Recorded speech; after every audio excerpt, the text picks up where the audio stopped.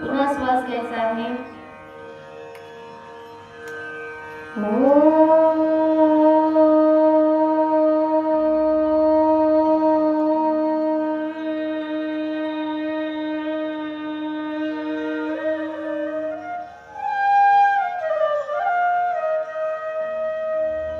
पुन्हा श्वास घ्यायचा आहे.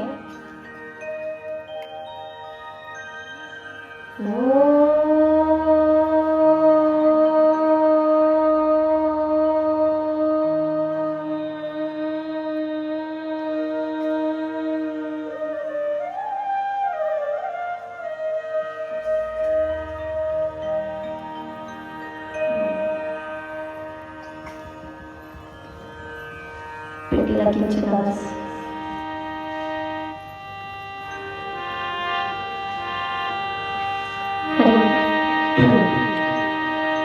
वक्रतुंड महाकाय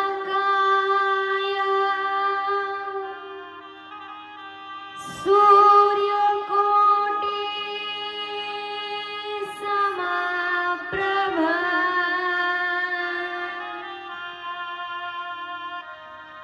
निर्विघ्न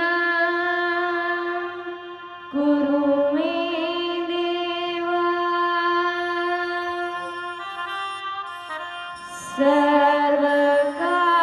सर्वकार्येषु सर्वदा.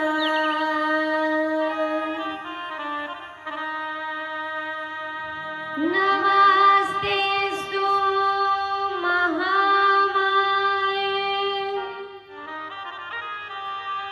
श्रीपीठे सुरपूजिते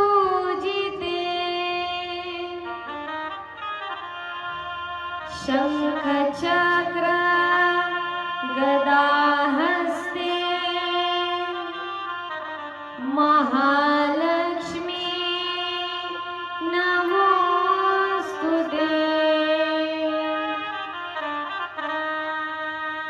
सरस्वती नमो नित्यम्.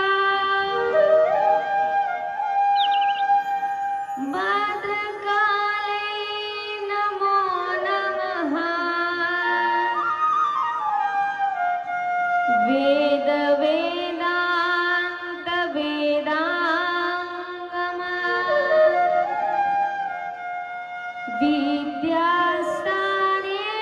विद्यास्थानेभ्यैव च.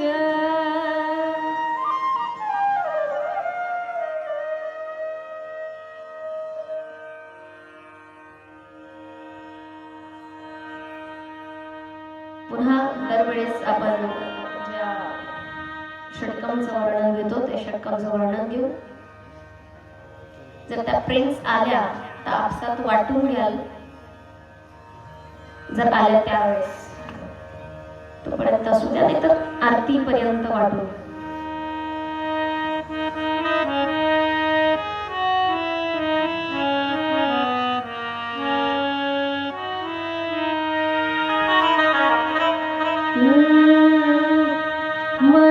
मनोबुद्धि अहंकार चित्तानि नाहं. मनोबुद्धि अहंकार चित्तानि नाहं. च श्रोत्र च जीवे न च घ्राणनेत्रे न च श्रोत्र जीवे न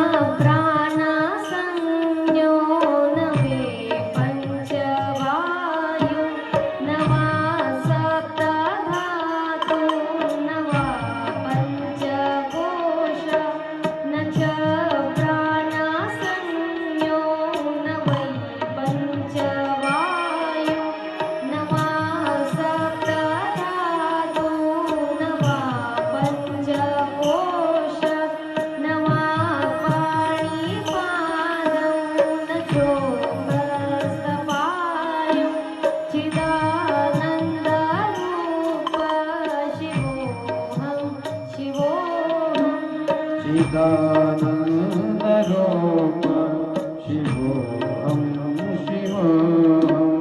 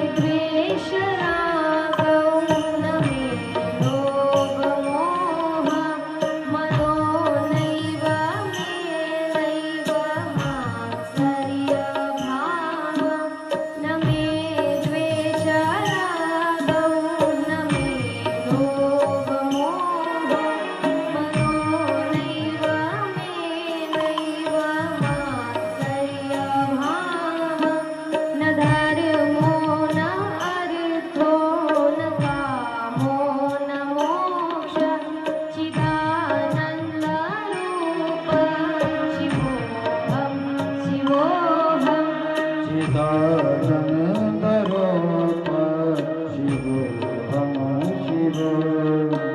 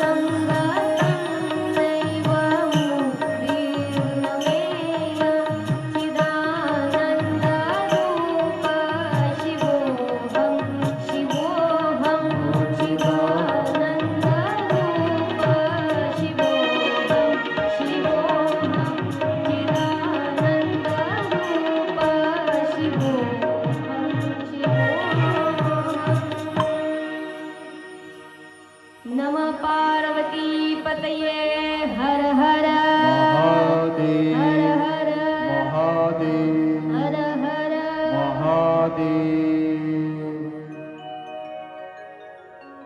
कालप्रमाणे ठरल्याप्रमाणे आता पुढील 3 दिवस आपण लगातार लिंग अष्टकम घेणार होते. ज्या लिंगाला आपण स्थापित करतो, ज्या 12 ज्योतिर्लिंगांना आपण इथे स्थापित केलं आहे, त्या 12 ज्योतिर्लिंगांचंही स्तवन रोज होणं आवश्यक आहे. म्हणून त्याच्या स्तवनार्थ अष्टकम.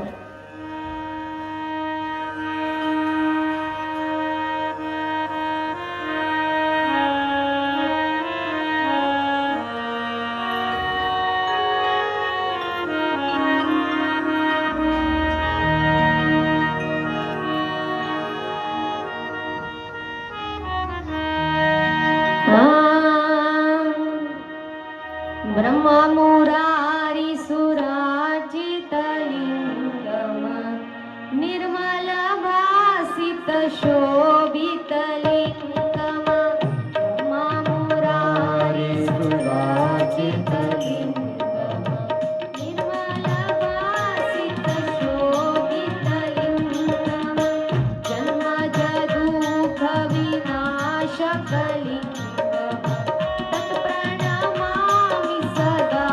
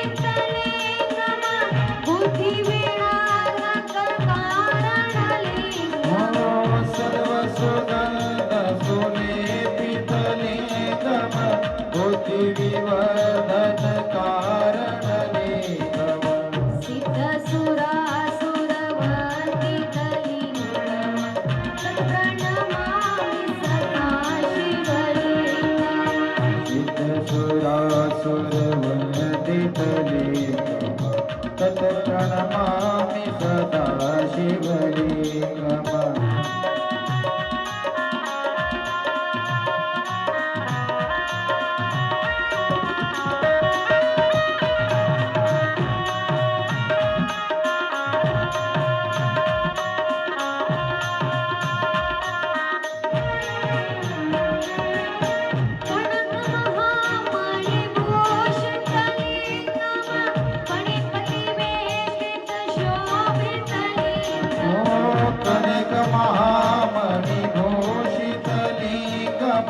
फणिपतिवेशित शोभित लिंगम. दक्ष सूर्यज्ञ विनाशन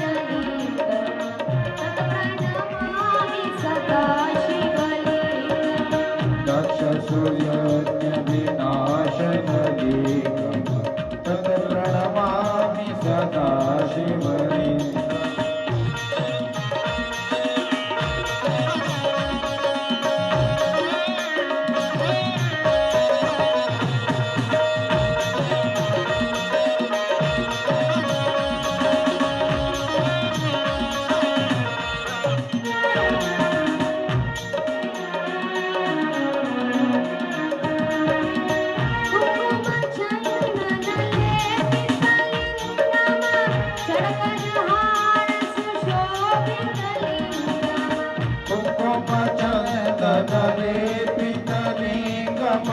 पंकजहार सुशोभित लिंगम. कुंकुम चंदन लेपित लिंगम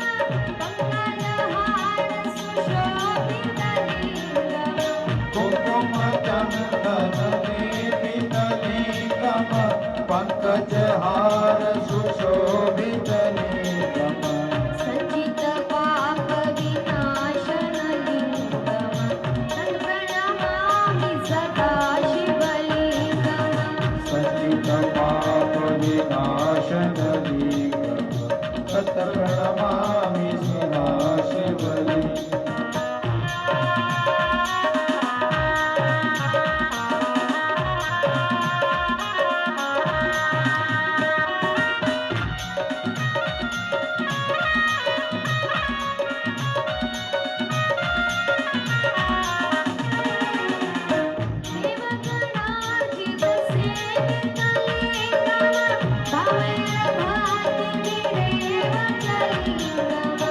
देवगणार्चित सेवितलिङ्गं भावे भक्तिभिरेव च लिङ्गम् किङ्करकोटि प्रभाकरलिङ्गम् तत्प्रणमामि सदा शिवलिङ्गम् दिनकरकोटि प्रभाकरलिङ्गं तत्प्रणमामि सदा शिवलिङ्गम्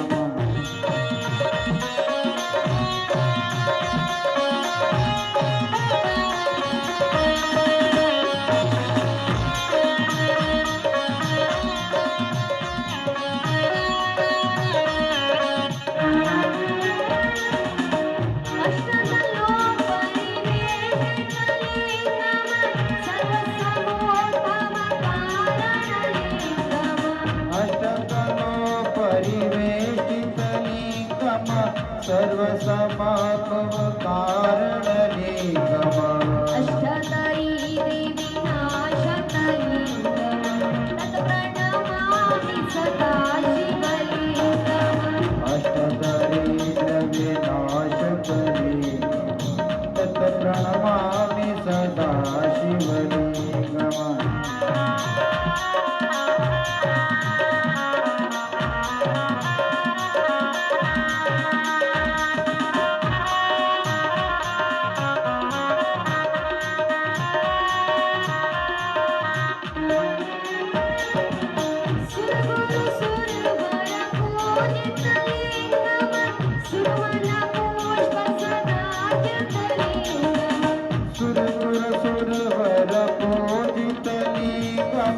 सुरवन पुष्प सदाचितलिङ्गम् परात्पर परमात्मा कलिङ्गम् सदा शिवलिङ्गम् परात्पर परमात्मकलिङ्गं तत्प्रणमामि सदा शिवलिङ्गम् तत्प्रणमामि सदा शिवलिङ्गम् तत्प्रणमामि सदा शिवलिङ्गम् तत्प्रणमामि सदा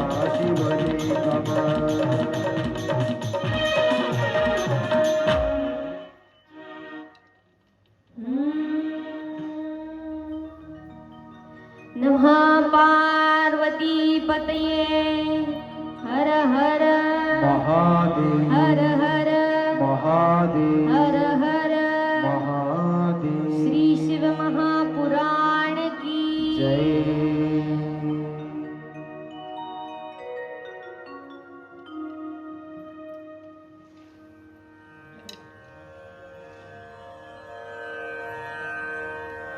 प्रथम पूजनीय अग्रगण्य असणाऱ्या श्री गणेशाला वंदन करून परात्पर विद्येची देवता असणारी श्री सरस्वती मातेला वंदन करून ज्या शक्तीमुळे या संपूर्ण विश्वाची ब्रह्मा रचना करू शकतात, विष्णू त्याचं पालन पोषण करू शकतात आणि ज्या शक्तीमुळेच भगवान शिव या सृष्टीचा संहार करू शकता अशी असणारी शक्ती आई जगदंबिका भवानी अशा मातेला त्रिवार वंदन करते. समस्त या सृष्टीची रचनाकार ब्रह्मा विष्णू महेश त्रिदेवांना प्रणाम करते व त्याच बरोबर ज्याच्या निमित्ताने आपण सर्वजण इथे उपस्थित आहोत असे असणारे अजन्मा शिव, अशा अजन्मा शिवाच्या निमित्ताने आपण सर्वजण इथे उपलब्ध आहोत, इथे उपस्थित आहोत. जो निष्कल आहे, जो सकल आहे, जो निराकार आहे, ज्याचं कुठलंही रूप नाही, ज्याला कुठलाही आकार नाही, कुठलाही विकार नाही, ज्याचं स्वरूप साकार नाही, अशा त्या शिवाला प्रथमतः आपण वंदन करू. आजचा आपल्या कथेचा पंचम दिवस आणि आजची आपली ही कथा पुन्हा नव्या संहितेकडे वळेल. प्रथम दिवसापासून आपण 2 संहिता बघतो आहोत. पहिले आपण विद्येश्वर संहिता बघितली, त्यानंतर आपण रुद्र संहिता, रुद्र संहितेचा सती खंड, त्यानंतर पार्वती खंड, त्यानंतर कुमार खंड म्हणजेच कार्तिकेय आणि गणपती बाप्पाची कथा काल आपण श्रवण केली. आज रुद्र संहितेमधली पुढील खंडांकडे आपण वळूया. रुद्र संहितेतील पुढील खंडाकडे आपण वळूया.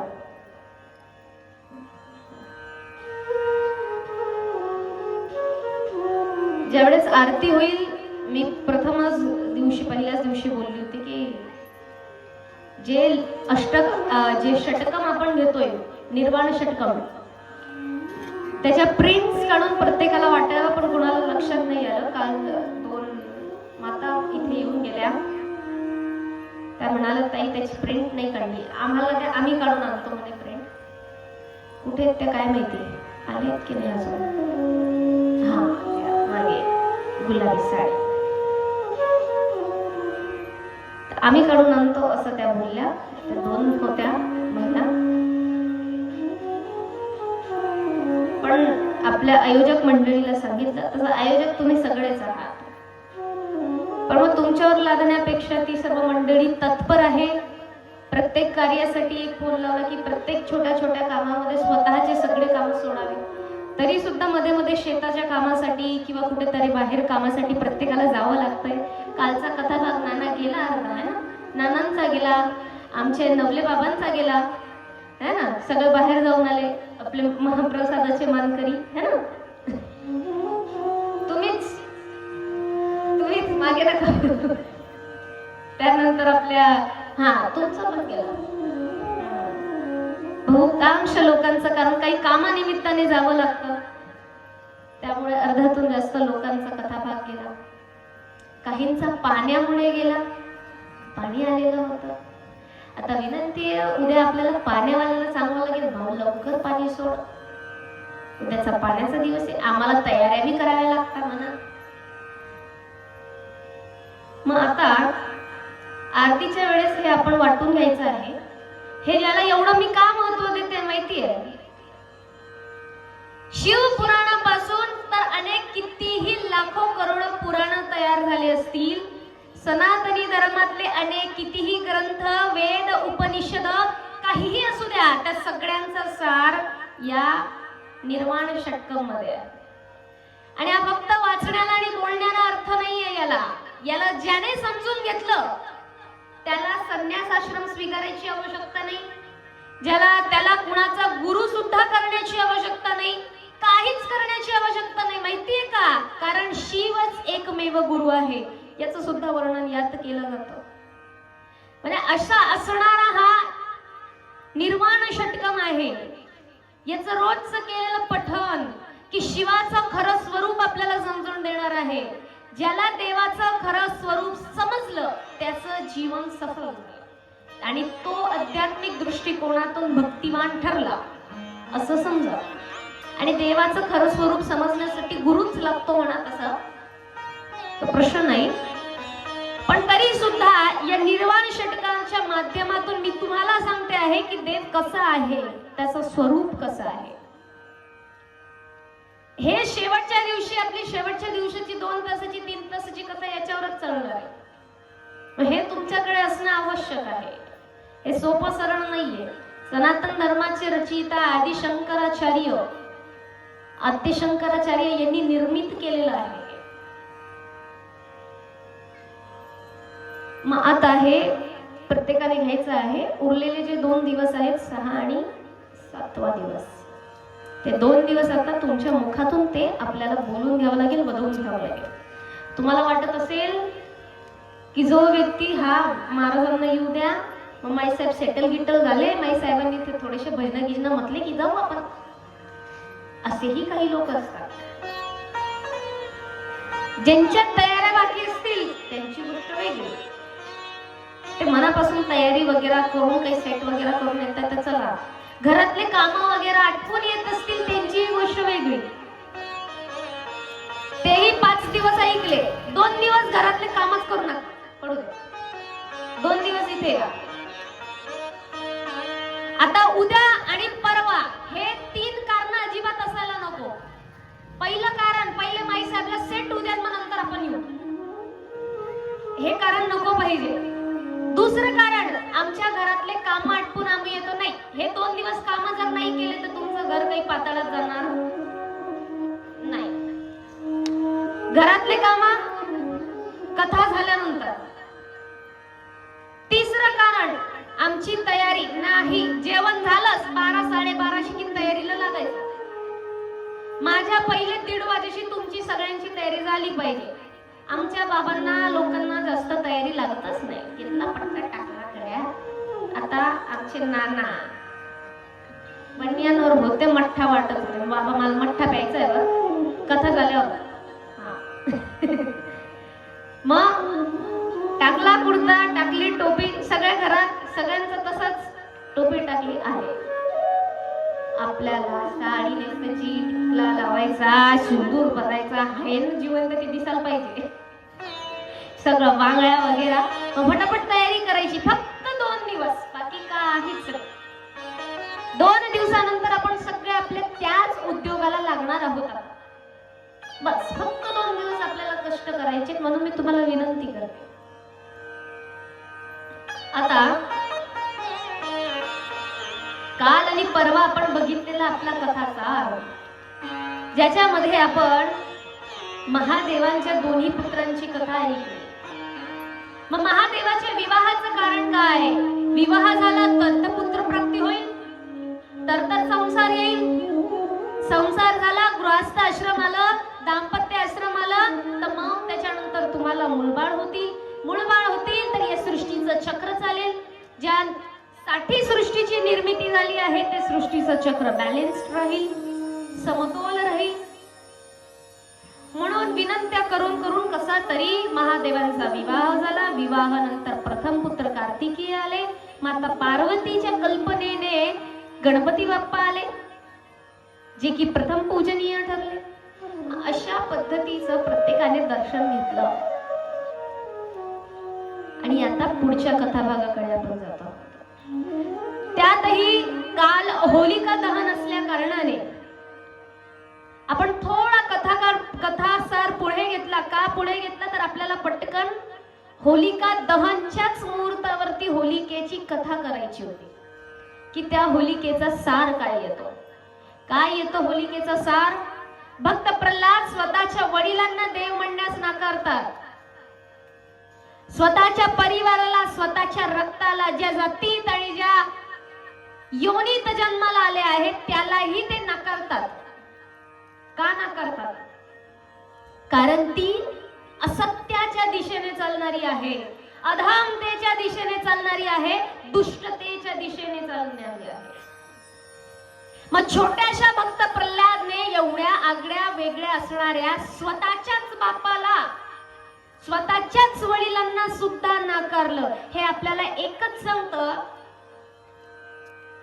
आपलं रक्त, आपले नातेवाईक, आपला समाज, आपली जात, आपल्या आजूबाजूचे लोक जर चुकीच्या दिशेला असली तरी आपल्यात हिम्मत असली पाहिजे सत्याच्या दिशेने चालण्याची. नाही तर तुम्ही म्हणाल अरे नाही माय, सगळे लोक, सगळा समान, सगळे नातेवाईक तडी चालले सेत आणि मी एकली कशी काय जाऊ, मी एकटा कसा जाऊ. यालाच तर भक्ती म्हटलं गेलंय, यालाच तर अध्यात्म म्हटलं गेलं आहे. शिवाचे भक्त एकटे असतात, शिवाचे भक्त एकटे असतात. जन्माला येताना एकटा येतो आणि मरताना सुद्धा एकटाच जातो. एक वेळेस जन्माला येताना तरी आईचे उपकार असतात की आईच्या माध्यमातून येतो, पण मरताना कुणी आईच्या सोबतही जात नाही ना आईही सोबत येत नाही. म्हणून पूर्ण गाव, पूर्ण देश अथवा पूर्ण विश्व जरी विरोधात असलं आणि चुकीच्या मार्गाने असलं तरी तुमच्यात धमक असली पाहिजे की तुम्ही सत्याच्या आणि चांगल्या सत्कर्माच्या बाजूने चालाल. हे आपल्याला होलिका दहनच्या कथेने समजतं. मग जो सत्याच्या दिशेने चालणारा आहे, ईश्वर त्याच्यासाठी होलिकेसारख्या मोठ्या मोठ्या राक्षसींना सुद्धा जाळून खाक करतो. एक वेळेस तुम्ही सत्याचा आणि सत्कर्माचा मार्ग धरा, ईश्वराची अगणित असलेली भक्ती पकडा आणि मग तुमच्या आजूबाजूला ज्यांनी काटे जरी रचलेले असतील तरी ते काट्यांची फुलं होतील. कुणी आग जाळली असेल तर ती आग उलटी त्याच्याकडे जाणार. हे अशा पद्धतीने देवाच्या भक्तांचं कार्य असतं. 2 ते 3 अंधश्रद्धाचे प्रकार सांगते मी. सर्वात पहिला प्रकार, लोकांना स्वतःचं पटकन चांगलं करण्यासाठी लोक जादू टोना तांत्रिक मांत्रिक या गोष्टींकडे जातात. दुसरी गोष्ट, स्वतःचं चांगलं नाही झालं तरी चालेल, पण दुसऱ्याचं वाईट करायला तांत्रिक मांत्रिक जादू टोना या गोष्टीकडे जातात. या 2 गोष्टी झाल्या. शिव महापुराण काय सांगत आहे? महादेव यांची शक्ती, शिवाची शक्ती काय सांगते आहे? तुम्ही स्मशानात जा, नाहीतर कुणी काहीतरी फूक मारलेलं जादूटोना केलेलं तुम्हाला काहीतरी खाऊ घालू द्या, तुम्हाला फरक पडणार नाही. जर तुमची भक्ती तेवढी सात्विक आणि पवित्र असेल तर शिवाच्या भक्तावरती ती भक्ती कधीही, ती दुष्कर्म त्यांच्यावरती, त्या भक्तावरती लागूच होणार नाही. ते उलट त्याच्यावरतीच पलटणार. बहुतांश ठिकाणी आज सुद्धा एवढा 21व्या शतकात आपण आले, पण लोकांचं कसं राहतं ना, बुद्धिमत्ता, या बुवाकडे जाऊ त्या बुवाकडे जाऊ, याचं हे करू. मी तुम्हाला सांगते, कोकणाकडे तर सर्वात जास्त जादू टोना ते होतं प्रकार. तर बाहुल्यांना सुया टोचणं हे खूप प्रकार घडतात. त्यात काही शक्ती नाही. माझं एकच तथ्य आहे, जो व्यक्ती हे सर्व उपक्रम दुसऱ्याचं वाईट करण्यासाठी करतो त्याला कोणती शक्ती प्राप्त होणार आहे? होईल का? त्याच्याकडे कुठल्याही प्रकारची शक्ती प्राप्त होणार नाही.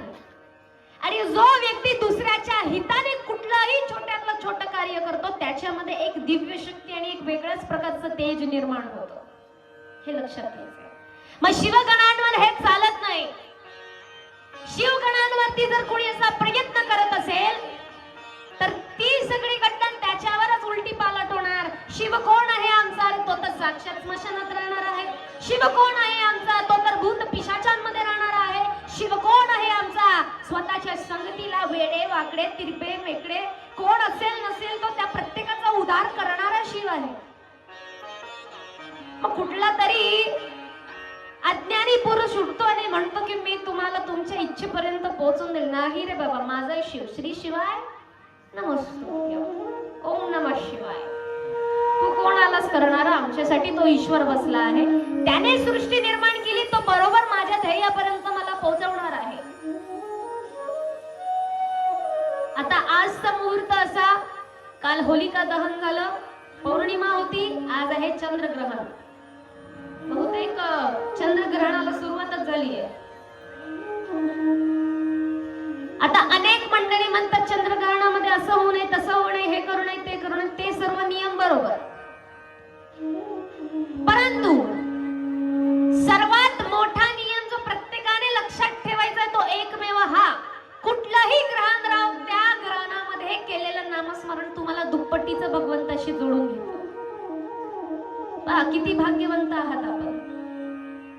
ती सर्व नियम तर पाळावीच, पण तिला जर कोण सर्वात मोठा नियम एकमेव सर्व लोक सांगतात, सर्व ज्ञानी लोक, सर्व अभ्यासक लोक, ते की ग्रहणामध्ये तुमचे जे इष्ट आहे, तुम्ही ज्यांना मानतात त्यांचं नामस्मरण करावं. चंद्रग्रहण सर्व संकट, सर्व निष्फळ होणारे कार्य सुद्धा सफल होऊन जातील. एवढी ताकद या ग्रहणांमध्ये असते जर तुम्ही तुमच्या भगवंताशी या काळात जुळवलं. आणि आता तोच ग्रहणाचा काळ सुरू आहे आणि त्याच काळामध्ये आपण त्या परात्पर अखिलेश्वर असणाऱ्या शिवाचं नामस्मरण करतोय, त्याच्या चरित्राचं गान करतोय. ते चरित्रगान सोपं नाहीये. चरित्रगान करणं म्हणजे फक्त मुखातून शिव शिव बोलणं नाहीये. तुमचे भटकलेले सर्व बुद्धीचे स्तर एकत्रित करून या ठिकाणी उपस्थित करणं, तुमचे भटकलेले मन ज्या ज्या घरात, ज्या ज्या ठिकाणी, ज्या ज्या जागेवर असतील, जे कार्य तुम्हाला हवंय त्या सर्व कार्यांपासून ओढून याच ठिकाणी आणणं. कोणी मरो का तरो फरक न पडू देणं, म्हणजे एवढ्या तीव्रतेने स्वतःच कॉन्सन्ट्रेशन पॉवर एका ठिकाणी आणून त्याचं नामस्मरण करणं म्हणजेच हे चंद्रग्रहण तुमच्या आयुष्यातलं सर्वात सुशोभित शुभ कार्य घडवून देणारं ठरेल. आणि म्हणून आपण सर्वांनी मिळून त्या परमेश्वराचं भजन करूया. नमः शिवाय. हात वर करून टाळ्या वाजवून प्रत्येकाने भजन करायचं. नमः शिवाय. ओम नमः शिवाय. हर हर भोले. नमः शिवाय. नमः शिवाय. ओम नमः शिवाय. हर हर भोले. नमः शिवाय. गंगाधरा शिव गंगाधरा. हर हर भोले. नमः शिवाय. शिव गंगाधरा. जय हो. हर हर भोले. नमः शिवाय. गंगाधरा शिव गंगाधरा. हर हर भोले. नमः शिवाय. शिव गंगाधरा. शंभो. हर हर भोले. नमः शिवाय. ओम नमः शिवाय. ओम नमः शिवाय. हर हर भोले. नमः शिवाय. नमः शिवाय. ओम नमः शिवाय. हर हर भोले. नमः शिवाय. नमः शिवाय. ओम नमः शिवाय. हर हर भोले.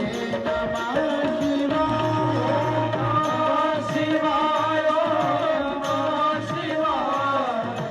हर हर भोले. नमः शिवाय.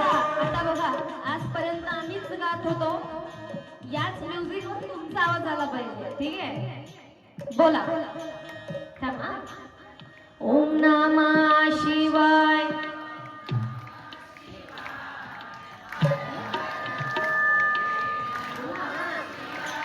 अच्छा, पहिले महिला आणि मग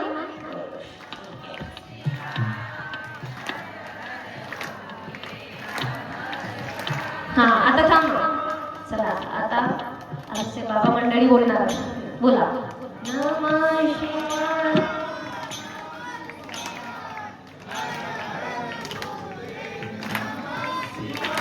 संख्या किती कमी आहे पण आवाज कसा आहे.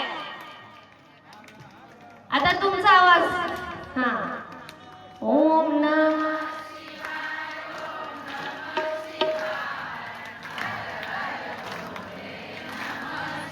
आता आमचा माईक जरी चालला तरी सर्वांनी नामस्मरण करायचंय. तुमच्या रोगाचं औषध मी घ्यायला कमी नाही. ज्याचं त्याचं औषध ज्याने त्याने घ्यायचं. ओम नमः शिवाय. हर हर भोले. नमः शिवाय. नमः शिवाय. नमः शिवाय. हर हर भोले. नमः शिवाय. त्र्यंबकेश्वरा शिव त्र्यंबकेश्वरा. हर हर भोले. नमः शिवाय. त्र्यंबकेश्वरा शिव त्र्यंबकेश्वरा. हर हर भोले. नमः शिवाय. त्र्यंबकेश्वरा शिव त्र्यंबकेश्वरा. हर हर भोले. नमः शिवाय. त्र्यंबकेश्वरा शिव त्र्यंबकेश्वरा.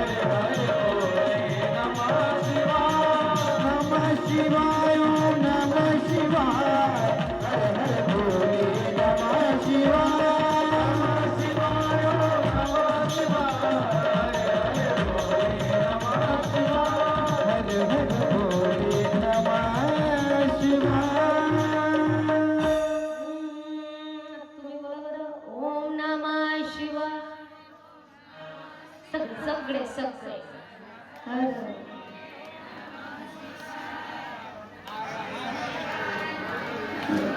आता वेगळं वेगळं नका मग 1 2 3 स्टार्ट म्हटलं की सगळ्यांनी एक साथ म्हणायचं ओम नमः शिवाय ओम नमः शिवाय हर हर नमः शिवाय ओम नमः शिवाय हर हर भोले नमः शिवाय हर हर महादेव हर हर महादेव हर हर महादेव. मग असं असणारं महादेवाचं नामस्मरण हे साधारण नाही, सोपं नाही, कली काळाला सुद्धा फेल करणार, कली काळाला सुद्धा त्याला त्याची जागा दाखवून देणारं नामस्मरण.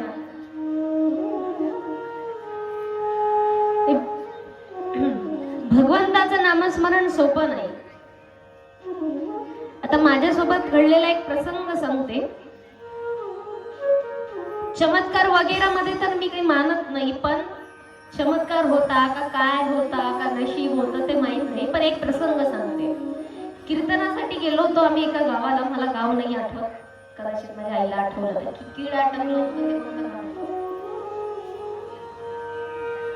कुठे विदर्भाकडे होतं का कुठेतरी होतं ते गाव. कीर्तनाला गेलो आम्ही, एका प्रतिष्ठित व्यक्तीच्या घरी गेलो आणि त्या व्यक्तीच्या घरी गेल्यानंतर एक पांढरा पेढा दिला खायला. तो पांढरा पेढा खाल्ला, तो पेढा खाल्ला, कीर्तनात उभी राहिली, कीर्तनात आवाज निघत नाही होता. काय म्हणतात त्याला आपण, रूप पाहता झालं, सगळं झालं, मागच्या मंडळींनी हँडल केलं, विठ्ठला विठ्ठला होऊन गेला, गळ्यातला विणा दिला गेला, जो आवाज चीप झाला, आवाज निघत नाही, करू तर काय तितक्यात हे असेच फोकस तिथे होते, तर त्याचे किडे, सर्व फोकसला किडे किडे होते, तिच्यातला एक किडा डायरेक्टली इथे माझ्या घशामध्ये अडकला. करून असा कफ हे केला, आवाज सुरू झाला, पूर्ण कीर्तन संपलं, पूर्ण कीर्तन केलं सर्वांचं. आम्ही नारळ गिरळ घेतलं, आम्हाला निरोप दिला, गाडीमध्ये बसलो, रिटर्न गेलो. म्हटलं गाडीवाले दादा गाडी थांबवा, उतरली. त्याच्यानंतर मला उलटी झाली, एवढूसा किडा जिवंतचा जिवंत उडाला, जिवंतचा जिवंत उडाला. तुम्ही मला सांगा, आता मी खरंच प्रामाणिकपणे मी आताच्या जगातले चमत्कार कोणतेच मानत नाही. आधी झाले असतील तर झाले असतील, चमत्कार आपण मानत नाही, कारण वारकरी संत मांदेळी चमत्कारांवर भरोसा ठेवायला सांगत नाही. की ते लोक सांगतील आणि म्हणतील आम्ही डायरेक्ट भगवंताशी बोलतो का, पण तू स्पेशल आहे का, तुझ्याशी भगवंत बोलेल तर. बाकीचे किती महात्मे आहेत, किती पवित्र लोक आहेत, त्यांच्याशी देव बोलत नाही, याच्याशी देव बोलतो. आणि तुझ्याशी जर देव बोलत असेल तर मग इतकी संकट जगात आहे, त्याचं सॉल्व्ह कर. हा म्हणतो मला सगळं भविष्य समजतं. तुला भविष्य समजतं ते इंडियन पाकिस्तानचं युद्ध का बरवते ते तर सांग. तुला भविष्य समजतं तर भारतात एवढे गुन्हे घडताय, एवढे बलात्कार होत, एवढं सगळं होतं, हे पहिले तुला समजायला पाहिजे होतं. हे त्याला समजत नाही, पण तो दावे करतो मग हे माहिती मला, ते माहिती मला, अमकं माहिती मला, ढमकं माहिती. अरे शांत माहित बाबा. वारकरी संप्रदाय या गोष्टींवर वार करतो आणि म्हणतो अरे असे कुठले आले लोक. आपली गावातली मंडळी सांगते उभ्या आयुष्याचं तप असतं, तप. भगवंताची भक्ती करणं, वाऱ्या करणं सोपं नाही. वारी करत असताना प्रत्येक क्षणाला, प्रत्येक मुक्कामावरती आपल्याला एक एक दृष्टांत शिकायला मिळतो. तो जीवनाचा आनंदच फार वेगळा असतो. पांढरे केस करून बसलेले लोक सोपे सरळ नसतात काही, त्यांना अनुभव आलेला असतो. कोण खरं, कोण खोटं, कोण कसं, काय नाही, हे सोपं नाही ना. पण मग अशी घटना घडली, लोक म्हणतात की काही लोक काहीतरी खाऊ घालून देतात आणि आवाज हे करतात. आता तिच्यात पण काही ते मंत्र गिंत्र तर काही म्हणत नसतील, पण त्याच्यामध्ये असा पदार्थ मिक्स करत असतील की जेणेकरून आवाज गेला पाहिजे. मग हे तर सायंटिफिकच झालं है ना, असा पदार्थ द्यायचा जेणेकरून आवाज जाईल किंवा आवाजच निघणार नाही. अशी घटना घडली. विषय असा असतो, मला स्वतःलाही माहित नाही की मी किती सत्याच्या बाजूने आहे.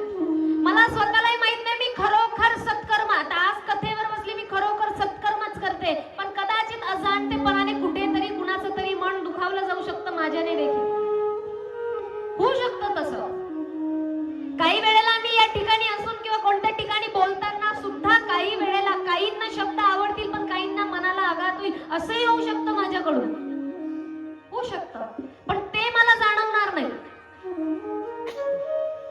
कारण आपण एक मनुष्य आहात. आपण अंतर्यामी पुरुष नाही, आपण संत नाही, आपण परमात्मा नाही.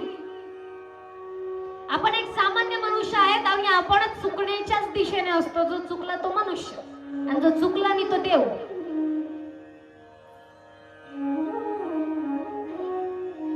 अशा स्वरूपात ज्या ज्या वेळेला तुमच्या बरोबर कोणता आघातही होत असेल पण तुम्ही सत्याच्या मार्गावर असाल आणि सत्कर्माच्या मार्गावर असाल, किमान तुमच्या मनामध्ये एवढी तीव्रता असली पाहिजे, माझं वाईट झालं तर चालेल पण दुसऱ्याचं मी वाईट होऊ देणार नाही. दुसऱ्याचं जर कुठे थोडं देखील वाईट होत असेल तर तिथे त्याने मला 4 चपला मारल्या तर मारलात पण मी त्याला सांगल्याशिवाय राहणार नाही. असं करू नको, हे करू नको. भलेच तर नातं तोडू दे त्याला आपल्याशी, फरक पडत नाही. भाऊ तू चुकला तर चुकला, तुझं याच्याने अहित आहे, तुझं याच्याने वाईट आहे. अशा दिशेने जर आपण असाल तर कुठल्याही ग्रहांमध्ये, कुठल्याही काळामध्ये, कुठल्याही अधर्मामध्ये, कुठल्याही ठिकाणी तुम्ही असू द्या जगाच्या, हे शिव भगवान तुमचं रक्षण केल्याशिवाय राहणार नाही. असं महात्म्य या शिवाचं आहे. आता गणेशांचा आपण कथन ऐकल्यानंतर आपण कालच्या कथामध्ये हिरण्यकशिपूचा अवतार पाहिला, हिरण्यकशिपूला मारण्यासाठी घेतलेला नरसिंह अवतार पाहिला. पण त्याच्यापूर्वी सुद्धा काही कथानक झाले.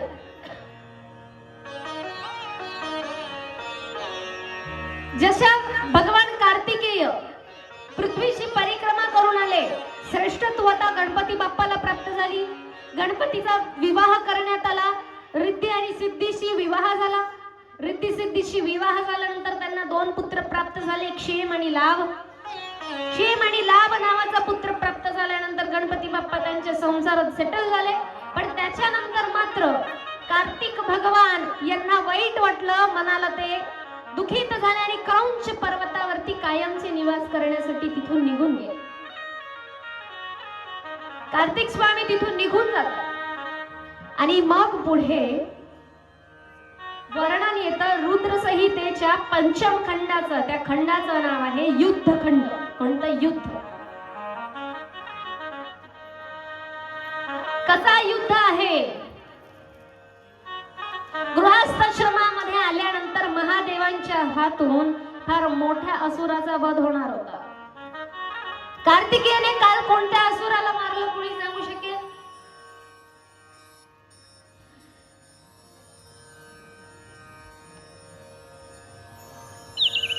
कोणत्या राक्षसाला मारलं कार्तिकने?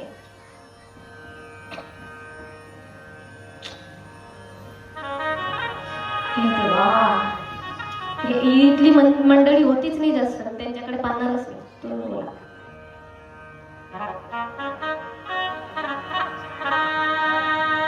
मम्मी, कार्तिकने कोणत्या राक्षसाला मारलं?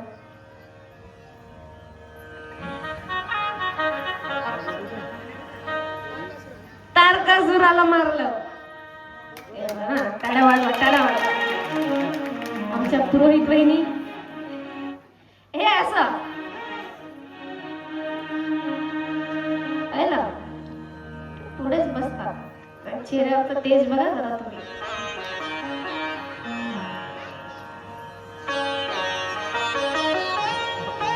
आपण फार साध्या भोळे आहात.